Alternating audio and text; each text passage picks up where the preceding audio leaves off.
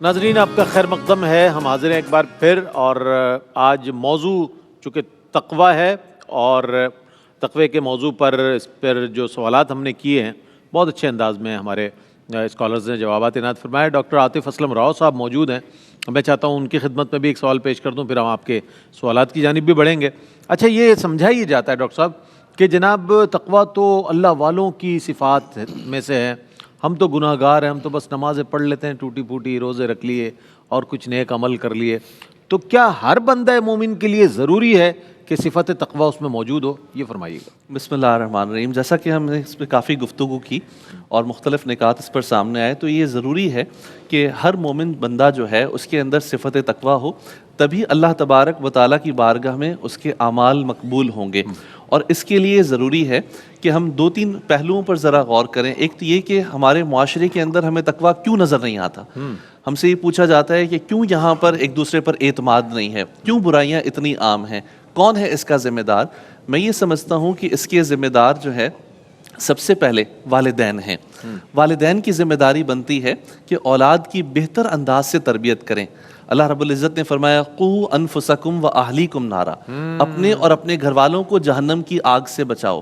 آج جب والدین دنیاوی تعلیم پر، اسکول بھیجنے پر سختی کرتے ہیں، دیگر معاملات پر روزانہ چیک اینڈ بیلنس رکھتے ہیں، تو انہیں چاہیے کہ ان کے اندر بہترین ویلیوز ڈیولپ کرنے کے لیے بھی محنت کریں۔ ایک عورت ایک بزرگ کے پاس آئی اور اس نے کہا کہ میں اپنے بچے کو نماز کے لیے اٹھاتی ہوں، لیکن میرے بار بار کہنے پر وہ اٹھتا ہی نہیں ہے۔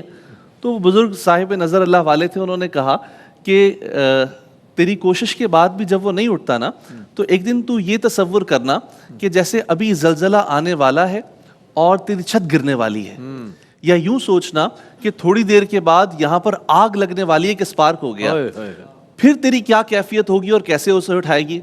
تو اس عورت نے کہا کہ میں تو اپنی ذات کی بھی پرواہ نہیں کروں گی، کھینچ کے اسے لے کر آؤں گی اور باہر اسے بچانے کی کوشش کروں گی۔ تو انہوں نے کہا ایسے ہی تو یہ سمجھ کہ جب نماز کے وقت تو اٹھاتی ہے اور وہ اٹھ نہیں رہا، تو وہ اللہ تعالیٰ کی لگائی ہوئی آگ جہنم کے قریب ہو رہا ہے، تو اسے جہنم سے بچانے کے لیے تو اسے اسی طرح سے اٹھا کہ جیسے تو اس کی جان بچانے کے لیے کوشش کرے گی۔ تو ضرورت اس بات کی ہے کہ والدین اس بات پر توجہ دیں کہ اولاد کہ کیا حقوق ہیں اور اولاد کی تربیت کیسے کرنی چاہیے۔ مجھے بڑا اچھا لگتا ہے جب میں اس طرح کے سیمینارز دیکھتا ہوں پیرنٹنگ کے حوالے سے، تربیت اولاد کے حوالے سے، کیونکہ ہمارے معاشرے میں اس کا بہت زیادہ فقدان ہے۔ اور یہ سوچ پیدا کریں کہ حاسبوا قبل ان تحاسبوا، کہ اپنی سیلف اسسمنٹ کریں، سیلف اکاؤنٹیبلٹی کریں اس سے پہلے کہ اللہ تبارک و تعالیٰ کی بارگاہ میں پہنچنا ہو۔ قرآن مجید فرقان حمید میں فرمایا گیا واتقوا اللہ ولتنظر نفس ما قدمت لغد، اور پھر اللہ تبارک و تعالیٰ نے آگے تقوی کا ذکر فرمایا، یعنی پہلے بھی تقوی ہے، بعد میں بھی تقوی ہے، اور اگر محاسبہ ہوگا، یہ سوچ ہوگی کہ قیامت کے روز مجھے ان اعمال کا جواب دینا ہوگا، تو اللہ تبارک و تعالیٰ انسان میں صفت تقوی پیدا فرما دے۔ بالکل، کیا کہنا ہے، سبحان اللہ سبحان اللہ۔ آج بہت عمدہ گفتگو ہوئی، آئیے شامل کرتے ہیں نعت رسول مقبول صلی اللہ علیہ وآلہ وسلم۔ ہمارے ثنا خاں حضرات ماشاءاللہ موجود ہیں، بسم اللہ۔ لم یاتی نذیر کفی نظر، لم یاتی نذیر کفی نظر، مثل تو نہ شد پیدا جانا، جگ راج کو تاج تورے سر سوہے، جگ راج کو تاج تورے سر سو ہے، تجھ کو شہ دو سرا جانا، البحر علا والموج طغا،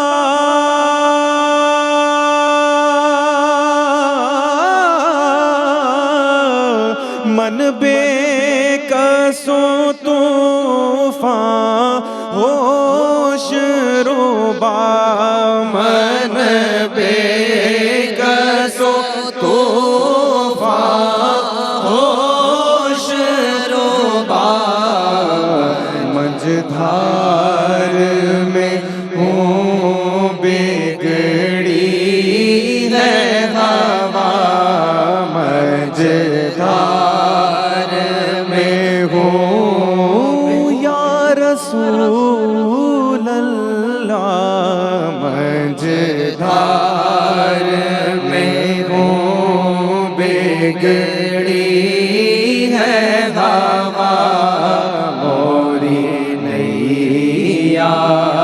पार लगा जाना अनफियत शू वसखाकतम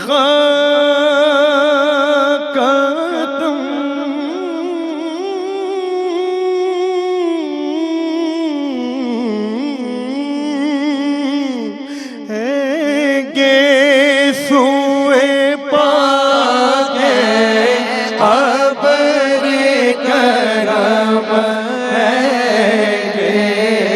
सुए पाके अबर करम बरसन हारे रे झेम बरसन हारे रेम झेम दो बूंद इधर भी गिरा जाना बस खामे खामे नवाए रज़ा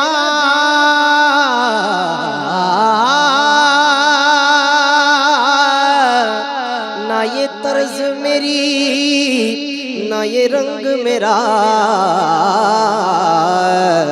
इरशाद अहीबा नातिक था इरशाद अहीबा नातिक था लाचार से राह बढ़ा जाना लम याती नज़ीरों का फी नज़र मिसले तो ना शुद्ध पैदा जाना जगराज को ताज तो रे सर सो जग तुझको शहे दो सरा जाना सुभान अल्लाह। कलाम आला हज़रत अज़ीमुल बरकत मुजद्दिद दीन व मिल्लत परवाना शम्म रिसालत मौलाना शाह अहमद रज़ा ख़ां फ़ाज़िल बरेलवी रहमतुल्लाहि ताला अलैह पेश कर रहे थे। हमारे तीनों सना ख़ां, और आज तो वैसे भी शब जुमा है, कसरत के साथ दुरूद पाक पढ़ते रहें, कसरत के साथ आका अलैहिस्सलाम की बारगाह में हदाया दुरूद सलाम पेश करते रहें, और आज की शब को अपने लिए जितना मुमकिन हो मुफीद बना लें, ताकि ये शब जो है आपके नामा अमाल में बेहतर से बेहतर जो है अजर सवाब के साथ शामिल हो सके। हमारे साथ कॉलर हैं। अस्सलामु अलैकुम वरहमतुल्लाहि वबरकातुहू। वालेकुम अस्सलाम जी फरमाइए, क्या सवाल है आपका? साहब से बात करनी है जी जी।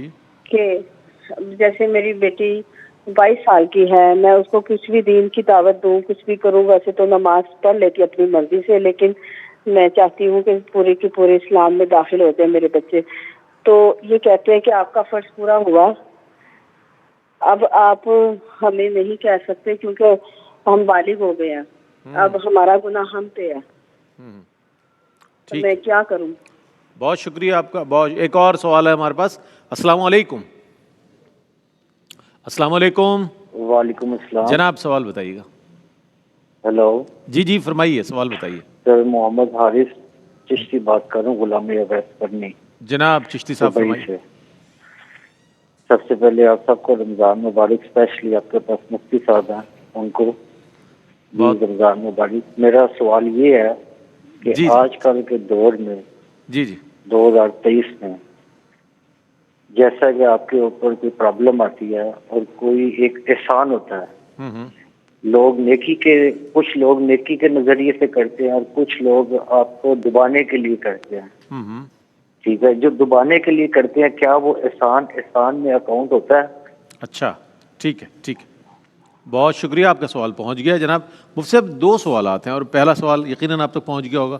वो खातून ने कहा कि मेरी बेटी 22 साल की है اور ہم ان کو نماز کی طرف لاتے ہیں تو ظاہر ہے ماں بیٹی میں کوئی بات ہوتی ہوگی تو بیٹی کہتی ہے اب ہم بالغ ہیں، آپ ہم پر زیادہ فورس نہ کریں، ہم جانیں. اور وہ ان دونوں سوالات کے جوابات قبلہ مفتی صاحب دیں گے. ایک وقفہ ہے، وقفے کے بعد لوٹتے ہیں، ہمارے ساتھ رہیے گا. جی جناب، خیر مقدم ہے آپ کا، اور آپ کے سوالات کو شامل کیا جا رہا ہے. اس سے قبل کہ گزشتہ جو سوالات ہیں ان کے جوابات مفتی صاحب سے لے لیں، ہم چاہتے ہیں کہ 2 کالرز اور ہیں انہیں بھی شامل کر لیتے ہیں. السلام علیکم. السلام علیکم. السلام علیکم. ہیلو، السلام علیکم. جی وعلیکم السلام. سوال بتائیے گا.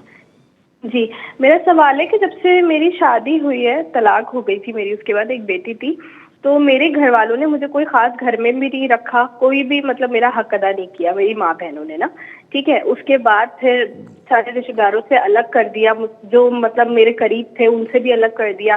لیکن جب بڑے ہونے کے بعد میری بیٹی کی شادی ہوئی پیسے والی جگہ پر، تو اس کے بعد ان لوگوں کے رویے بالکل چینج ہو گئے. ابھی بھی اندر سے وہ لوگ وہی ہیں. بات یہ ہے شارٹ کہ میں ان لوگوں سے اب رکھنا نہیں چاہتی ہوں.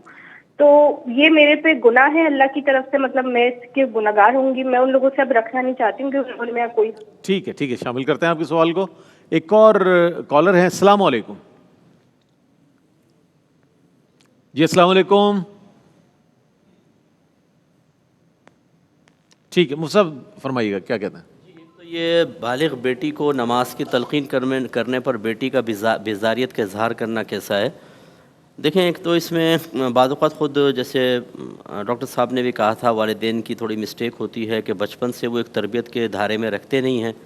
پھر وہ کبھی جیسے کوئی بیانات وغیرہ سنیں یا کوئی چینل وغیرہ دیکھا تو پھر خیال آتا ہے کہ اب ہمیں بچوں کو کرنا چاہیے. پھر وہ پہلے سے ہی پیر کیے بغیر وہ بچوں کو ایک دم فورس کرنے کی کوشش کرتے ہیں، تو پھر اس طرح کا ریئیکشن آتا ہے. لیکن بہرحال کچھ بھی ہو، والدین پر لازم ہے کہ وہ اپنے تبلیغ کے یا تلقین کے طریقے کو بدلیں گے. نابالغ پہ تھوڑا سختی کرنی ہوتی ہے، بالغ کے ساتھ نرمی کے ساتھ بات کرنی ہوتی ہے، لیکن سلسلہ تلقین منقطع نہیں کیا جائے گا.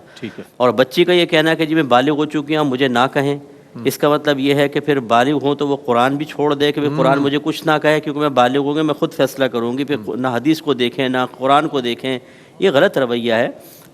تلقین قبول کرنی چاہیے اور خود سوچنا چاہیے کہ آپ کو بالغ ہونے کے باوجود والدہ کو کہنے کی ضرورت کیوں پڑ رہی ہے. اگر آپ پہلے سے اتنی سمجھدار اور اتنی اچھی ہوں گی تو پھر وہ تو خوش ہوں گے دور سے دیکھ کر، وہ کیوں تلقین کریں گے؟ آپ کے اندر کوتاہی ہے تو تلقین کرنا ان پر لازم ہے.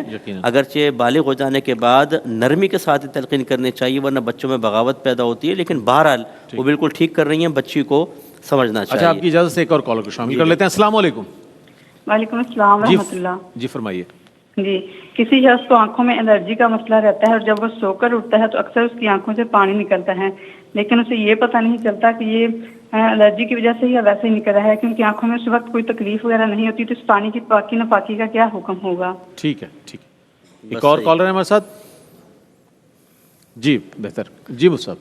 جی، دوسرا انہوں نے کہا کہ دکھاوے کے لیے احسان کرنا، تو یہ ریاکارانہ طور پہ جو بھی عمل کیا جائے یہ شرک خفی کے اندر آتا ہے. اچھا. پوشیدہ شرک کے اندر. شرک جلی وہ ہوتا ہے جو عمومی طور پر اللہ تعالیٰ کی ذات و صفات میں کسی کو شریک کرنا، تو یہ شرک خفی کے اندر آتا ہے. اس میں آدمی کافر تو نہیں ہوتا، لیکن چونکہ جو عمل اللہ تعالیٰ کے لیے کرنا تھا مخلوق کے لیے کیا تو وہ عمل بالکل ضائع ہو جاتا ہے، اور بروز قیامت انعام کے بجائے اس پر سزا ہے. تو اللہ تعالیٰ کی بارگاہ میں توبہ کرنی چاہیے. لیکن ہمارا مشورہ یہ ہوگا کہ جب تک کوئی عالم دین یا کوئی شیخ کامل جو مسلسل روحانی معاملات میں نہ ہوں، اس کے علاوہ اشخاص کو بدگمانی سے گریز کرنا چاہیے. ہو سکتا ہے ایک چیز کو آپ یہ سمجھ رہے ہو ریاکارانہ کر رہا ہے، لیکن ہو سکتا ہے وہ تحدیث نعمت کے طور پہ کر رہا ہو سکتا ہے وہ ترغیب اس کا مقصود ہو اور اخلاص کے ساتھ ترغیب چاہ رہا ہو. تو اس لیے فوری طور پہ عوام الناس کو بدگمانی نہیں کرنی چاہیے. ہر شخص کو اپنا احتساب خود کرنا چاہیے. ٹھیک ہے، ایک اور کالر کو شامل کر لیتے ہیں آپ کی اجازت سے. السلام علیکم. السلام علیکم. جی فرمائیے، سوال کیا ہے؟ جی میرا مفتی اکمل صاحب سے سوال ہے. جی. کہ پہلا سوال تو میرا ان سے یہ ہے کہ اگر کوئی 16 سال کی عمر میں فوت ہو جاتا ہے تو اسے فوت ہوئے بھی اتنا ہی عرصہ ہو جاتا ہے، تو کیا قبر میں وہ عذاب جو ہے وہ اسی طرح سے رہے گا؟ کیا 32 سال اگر اس کو فوت ہو گئے ہوئے ہیں تو اس کا کیا جو دنیا میں وہ اعمال کر کے گزر چکا ہے، کیا وہ اس کے عذاب میں اسی طرح سے ہی لیے جائیں گے؟ اور دوسرا یہ کہ جو بہن بھائی آپ سے قطع تعلق کر لیتے ہیں، آپ کتنی ہی کوشش کیوں نہ کر لیں لیکن وہ دلی طور پہ صاف ہو کے آپ سے ملنا ہی نہیں چاہتے، تو اگر اس حالت میں ہم فوت ہو جاتے ہیں تو اللہ تعالیٰ کہتے ہیں کہ میں وہ بخشش نہیں ہوگی ان کی جو آپس میں بہن بھائیوں سے قطع تعلق کر لیں گے. جی جی لیکن ہم تو اپنی پوری کوشش کر چکے ہیں, ٹھیک وہی ہے. نہیں. ٹھیک ہے, شامل کرتے ہیں. ایک اور کالر ہیں. السلام علیکم. وعلیکم السلام مفتی صاحب, میں 2 سوال تھے. جی جی فرمائیے. ایک کہ مسافر اگر مسافر ہے تو اس پر تراویح کی نماز پڑھنا ضروری ہے, اگر نہ پڑھے تو گنہگار ہوگا. اور دوسرا یہ ہے کہ جیسے واٹس ایپ پروفائل میں ہم لوگ اپنی وائف کی اپنی امی کی پک لگاتے, لوگ دیکھتے, تو یہ بے پردگی میں شمار ہوگا کیا کرتے ہیں؟ پروفائل پکچر جو لگائی جاتی ہے اس میں اگر وائف کی یا والدہ کی لگائیں پکچر تو جی جوابات پہ آ جاتے ہیں. جی مفتی صاحب کیا فرمائیے گا؟ اچھا, یہ کہا کہ یہ بچی کو طلاق ہو گئی تھی تو ماں باپ نے, ماں اور بہنوں نے صحیح رویہ نہیں رکھا بلکہ گھر سے نکال دیا. اب ان کی بچی بڑی ہوئی, اچھی جگہ شادی کر لی, تو اب وہ لوگ ملنا چاہ رہے ہیں. یہ کہتی ہیں میرا دل نہیں چاہتا کہ میں ان سے تعلق رکھوں. دیکھیں, قطع تعلق جو ہے یہ حرام ہوتا ہے. نبی کریم صلی اللہ علیہ وسلم کی واضح حدیث ہے کہ 2 مسلمان بھائیوں کے لیے جائز نہیں کہ 3 دن سے زیادہ ایک دوسرے سے ناراض رہیں, اور ان میں بہتر وہ ہے جو سلام میں پہل کرے. اور ایک روایت میں جب کسی نے سلام میں پہل کر لی اور دوسرے نے اس کا جواب نہ دیا تو وبال اس پر ہے. اور ایک روایت میں ہے کہ جو اپنے مسلمان بھائی سے 3 دن سے زیادہ ناراض رہا اور پھر اسی طرح مر گیا تو فرمایا وہ جہنم میں داخل ہوگا. اور ایک روایت میں فرمایا جو سال بھر تک اپنے مسلمان بھائی سے ناراض رہے, یہ دنیاوی وجوہات کی بنا پر ہی ہے, تو یہ اس کے قتل کی مثل ہے. تو اس لیے ہم بچی سے گزارش کرتے ہیں کہ ٹھیک ہے انہوں نے آپ کے ساتھ نامناسب رویہ رکھا, دل بھی دکھتا ہے, سب ٹھیک ہے, لیکن وہ ماں ہیں, بہنیں ہیں, آپ اپنا اچھا رویہ رکھیں تاکہ وبال آپ پر نہ رہے آخرت کا. اجر و ثواب بھی مل جائے. بالکل اجر و ثواب ملے گا. ہاں ٹھیک ہے, آپ بہت زیادہ میل جول نہ رکھیں, لیکن دل میں ناراضگی ختم کر کے ایک سطحی قسم کا ملاقات بالکل رکھی جائے. الرجی اگر آنکھ میں ہے تو سونے کے بعد اگر آدمی اٹھتا ہے, اگر اس کا پانی ایک تو وہی ہوتا ہے ہر ایک کی آنکھ سے تقریباً نکلتا ہے, جب سے جاگتے ہیں تو جماہی وغیرہ آتی ہے, اس میں تو کوئی وضو نہیں ٹوٹے گا. لیکن اگر یہ معلوم ہے کہ یہ بیماری کی وجہ سے ہے, چاہے تکلیف اور درد کے ساتھ نہ ہو, تو پھر اس میں وہ وضو توڑ دے گا کیونکہ وہ ناپاک پانی ہوتا ہے. ٹھیک ہے. یہ کہتی ہیں کہ 16 سالہ کوئی شخص فوت ہو گیا تو کیا اس کا عذاب قبر اگر وہ 32 سال ہو گئے قبر میں چلتا رہے گا؟ پہلی بات تو یہ کہ آپ کو کیا پتہ کہ اس کو عذاب ہوگا. ہو سکتا ہے وہ توبہ کر کے فوت ہوا, اگر فرض کریں گناہ گار بھی تھا. اور پھر یہ بھی ہے, نبی کریم صلی اللہ علیہ وسلم ارشاد فرماتے ہیں کہ میری امت گناہوں سمیت قبر میں داخل ہوگی, لیکن زندہ لوگوں کے دعائے بخشش و مغفرت کی بنا پر مغفرت شدہ اٹھے گی. اور ایک روایت میں فرمایا کہ جمعے تک میری امت پر عذاب ہوتا ہے, جمعے کے بعد عذاب اٹھا لیا جاتا ہے. تو یہ اس کے لیے بخشش کے بہت سارے ذرائع ہیں. حسن ظن قائم رکھیں, اس طرح کی بدگمانی ٹھیک نہیں ہے, اور ان کے لیے ایصال ثواب کرتے رہیں. ہاں, اور ایصال ثواب کریں, دعا بخشش و مغفرت کریں, اللہ تعالیٰ بڑا کرم فرماتا ہے. ایک انہوں نے کہا کہ یہ اللہ تعالیٰ نے فرمایا ہے کہ جو قطع تعلق ہی نہ کرے مر جائیں تو ان کی بخشش نہ ہوگی. تو اس طریقے سے اپنے پاس سے نتائج مرتب نہ کریں. یہ حرام ضرور ہے, لیکن بخشش اور مغفرت کے دروازے بند ہونے کی وعیدیں کہیں پر بھی نہیں ہیں. تو اگر بہرحال آپ رویہ اچھا رکھتی ہیں, میں روایت سنائی دی, وہ لوگ نہیں ملتے بھائی بہن, تو وبال ان پر ہے, آپ پر وبال نہیں ہے. اگر آپ اسی طرح فوت ہو جاتی ہیں تو آپ کے لیے کوئی آخرت میں گرفت نہیں ہے. ٹھیک ہے. مسافر پر تراویح اس کے لیے سنت موقعہ ہے نہیں, لیکن اگر موقع ملے, ٹائم ہے, تو پھر اس سے سعادت حاصل کرنی چاہیے کہ رمضان کے قیام کی الگ فضیلتیں ہیں. اور پروفائل پکچرز وغیرہ اپنی فیمیلز کی لگانا مناسب نہیں ہوتا. آج کل آپ کو پتہ ہے مس یوز کرتے ہیں لوگ, اور غلط قسم کے گندے قسم کے لوگ ہوتے ہیں, غلیظ نگاہیں ہوتی ہیں. تو بہتر نہیں ہے, یہ غیرت کا تقاضا ہے کہ اپنے گھر والوں کی پکچر اس طرح نہ لگائی جائے. بہت اچھا پیغام ہے, یہ جانا چاہیے. ایک اور کالر ہیں ہمارے ساتھ. السلام علیکم. جی وعلیکم السلام. جی فرمائیے جناب. ہاں میرا سوال یہ ہے کہ میرے بہن بھائی ہیں, ان کو میں کافی کوشش کی ہے سمجھانے کی, لیکن وہ اپنی آج تک غلطی نہیں مانی ہے.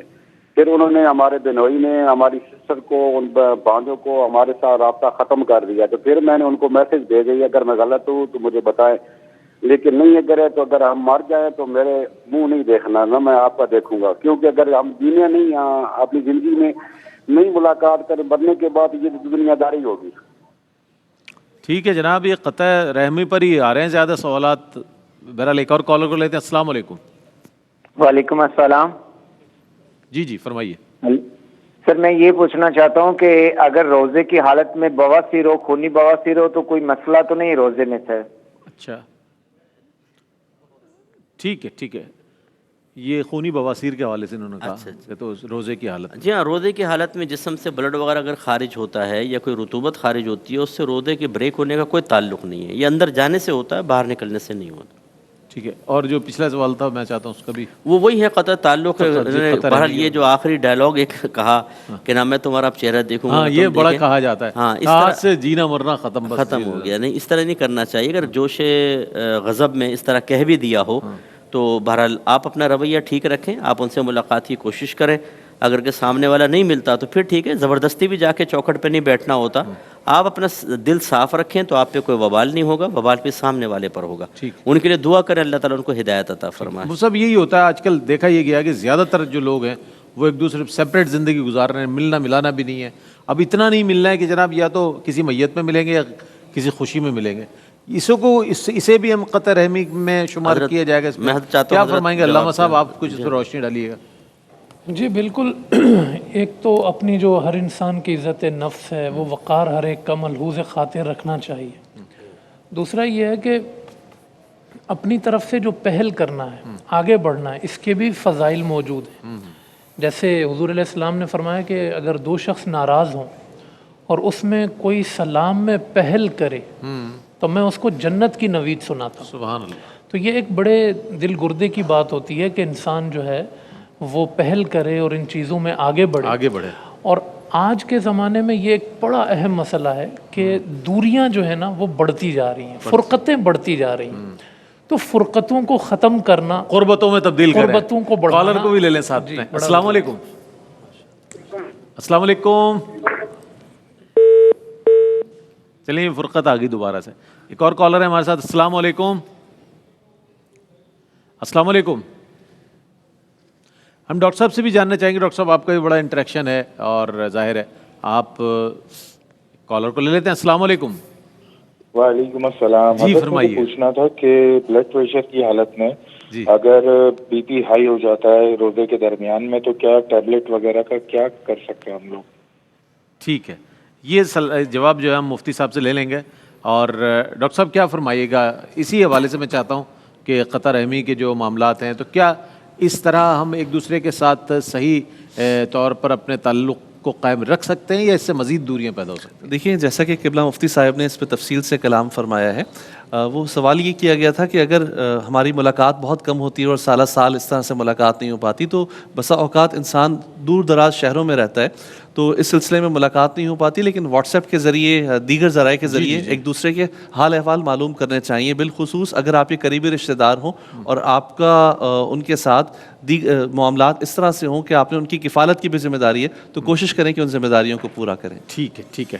اچھا مفتی صاحب, میں چاہتا ہوں جو سوال آیا تھا آخری اس کا جواب اگر عنایت فرما دیں. دیکھیں, اگر بلڈ پریشر بہت زیادہ ہو گیا ہے اور نقصان کا اندیشہ ہے اور ڈاکٹر یہ کہتے ہیں کہ آپ کو کوئی میڈیسن یوز کرنی چاہیے تو پھر کر لیں, اور روزہ ٹوٹ جائے گا, بعد میں اس کی قضا ادا کرنی ہوگی. ٹھیک ہے, میں بہت شکریہ ادا کروں گا علامہ حافظ اویس احمد صاحب آپ کی تشریف آوری کا. ڈاکٹر عاطف اسلم راؤ صاحب آپ تشریف لائے, بہت عمدہ گفتگو فرمائی آپ دونوں حضرات نے تقوی کے موضوع پر. اور قبلہ مفتی محمد اکمل مدنی صاحب تشریف فرمائے ہمارے ساتھ نشریات کے اختتام تک. اور اس کے بعد جو سیگمنٹ ہے وہ ہے اظہار عقیدت. آج مظفر وارثی دنیا نعت کا ایک عظیم نام, انہیں خراج عقیدت پیش کیا جائے گا, خراج تحسین پیش کیا جائے گا اور ان کی مختصر بایوگرافی اور ان کے کلام کو شامل کیا جائے گا. آپ ہمارے ساتھ رہیے گا.